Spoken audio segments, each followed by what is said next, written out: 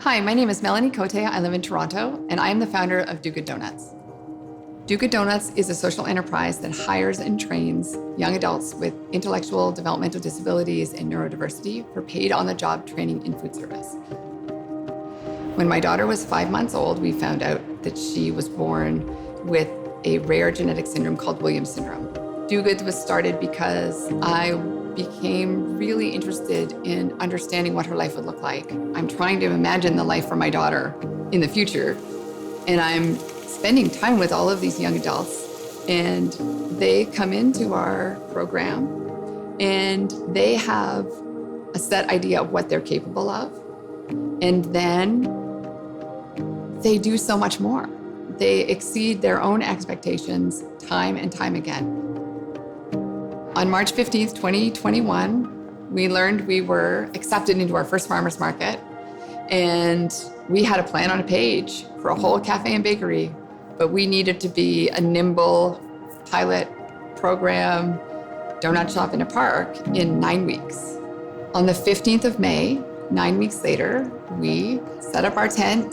We brought our donuts that we made from the commercial kitchen that we had been working in. We brought the cookies from the other commercial kitchen we were working in. We were in all kinds of locations trying to make it work. And we sold out in 20 minutes. When we were just starting out at the farmer's market, we were in a race to the finish line to be prepared, and we had to get all of our ducks in a row. One of them was getting a bank account.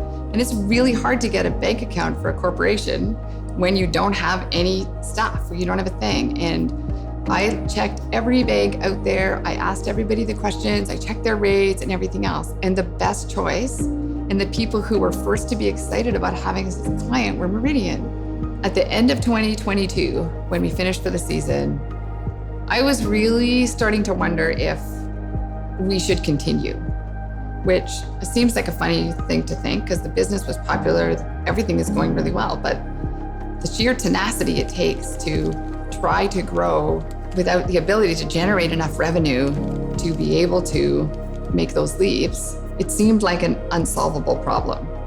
At around that time, I got an email from Meridian who said that we had been nominated in the Small Business Big Impact contest, which they go out to the public and ask the public to nominate businesses in their communities that are having a big social impact. And then we found out that we made the top 10 for the contest. And it was so exciting. And we got invited to apply for a grant, which hadn't happened. And so all of a sudden, all of the things that I loved most and that I cared about most for the business were being reflected back to me in information that the community felt the same way about what we were doing. And when we found out that we won the small business contest, first of all, that was thrilling. And secondly, the prize money was just enough for us to be able to start looking for space to rent and create our own kitchen, finally. When I say it out loud, it does sound like a lot. I agree, it sounds like a lot. But for me, it's just my life's work.